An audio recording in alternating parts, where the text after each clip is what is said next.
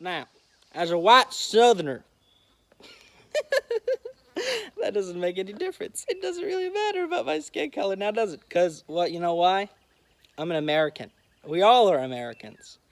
We live, breathe, eat, work, live in America, which is, by definition, compared to every other country in the world, is literally the most free country that gives people freedom.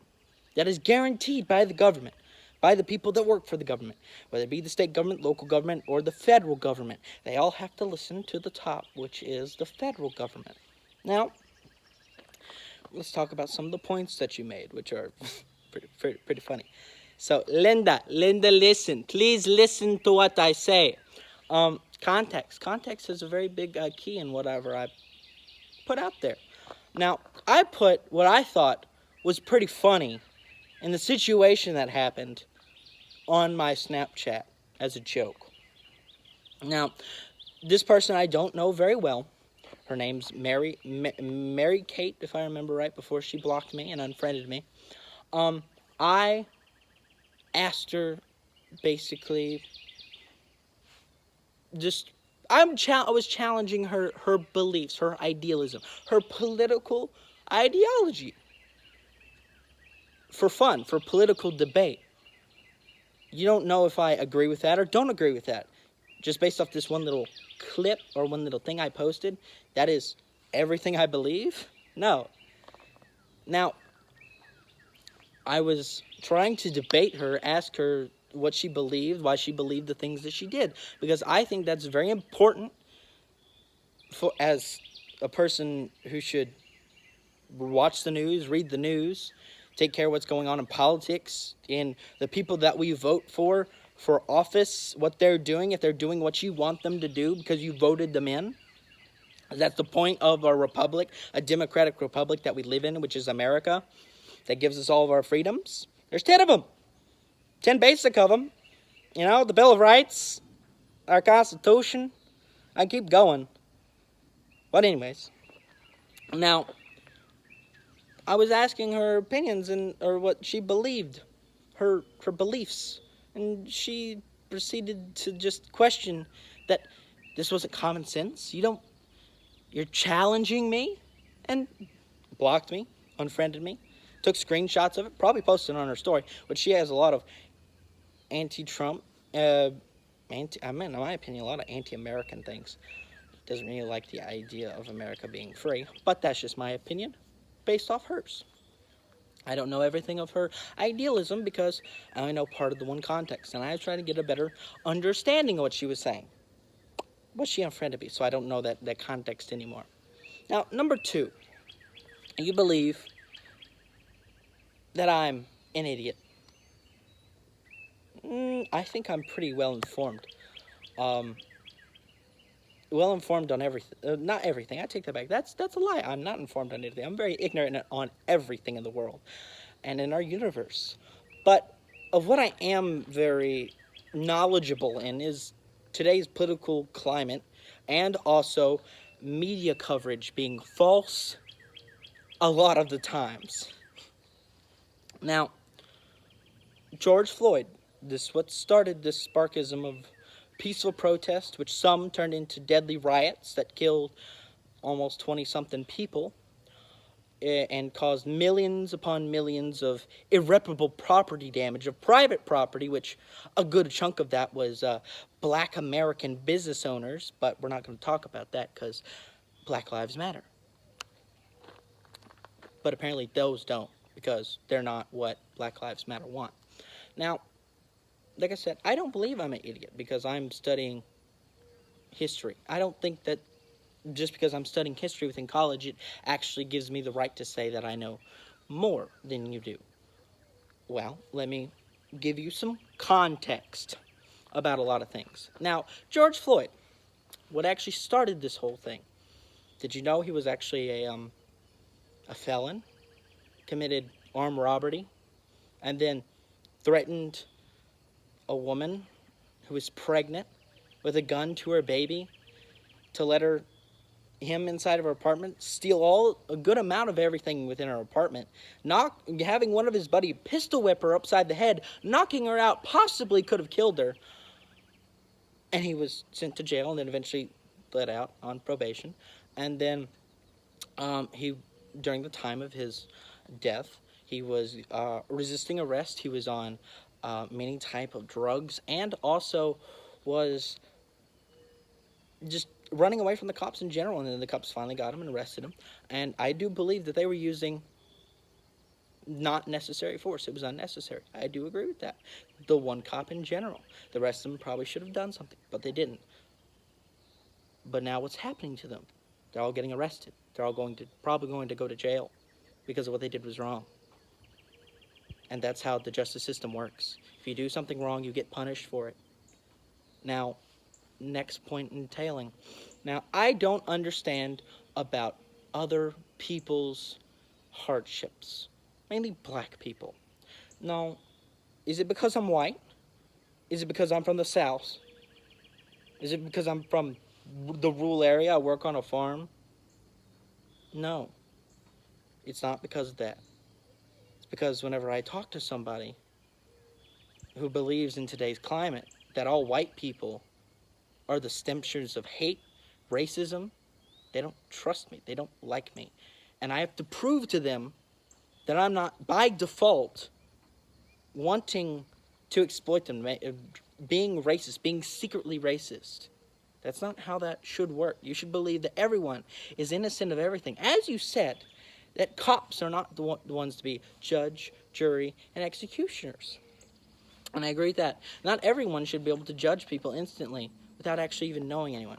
Because Dr. Reverend Martin Luther King Jr., an advocate of civil rights and also of American idealism and the Constitution, and a Christian, believed that the easiest way to the road for peacefulness and reform was through peaceful protest. Loving everyone, even the people that hate you, people who scream at you, people who disagree with you, people who hit you, punch you, and possibly kill others around you, or even you. He was an advocate, and he actually did whatever he said he was going to do. He was an advocate and also a believer and an activist.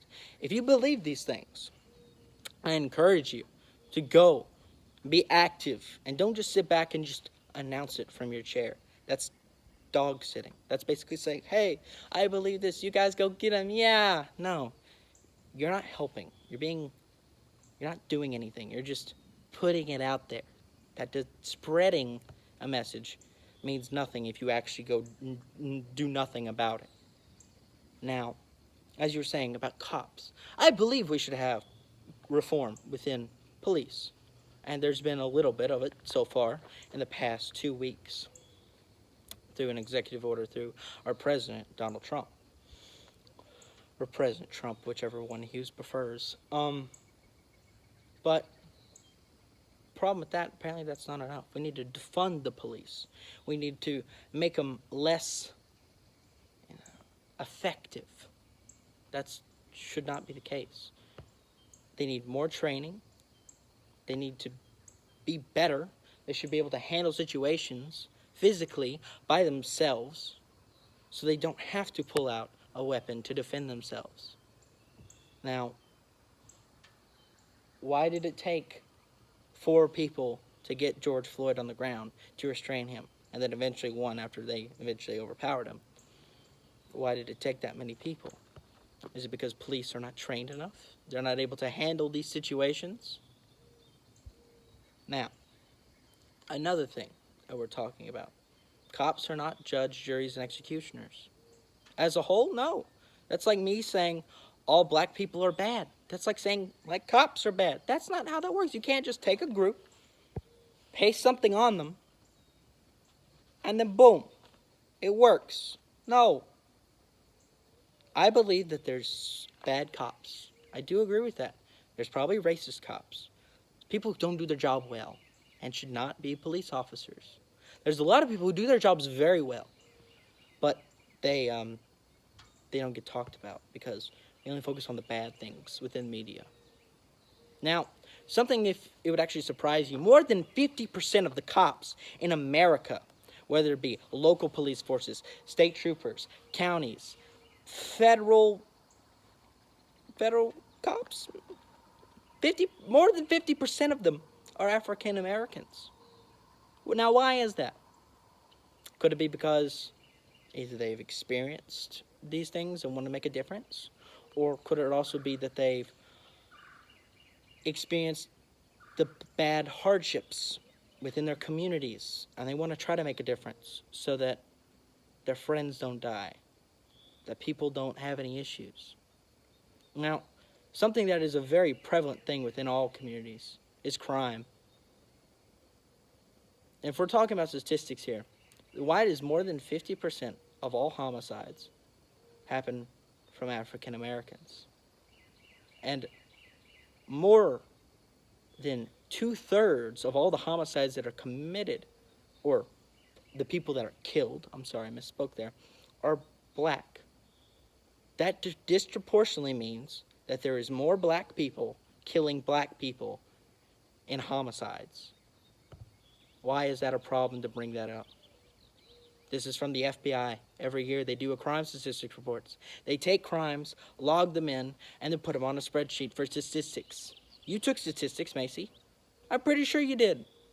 To go to college. Did you not learn anything in your statistics class? And you call me the idiot. If it's wrong to bring up facts in certain cases that could affect the majority of America that have done nothing wrong,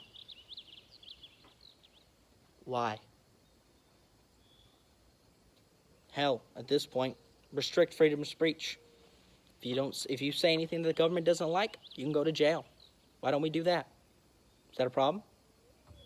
You wanna affect people who've done wrong, people that are racist.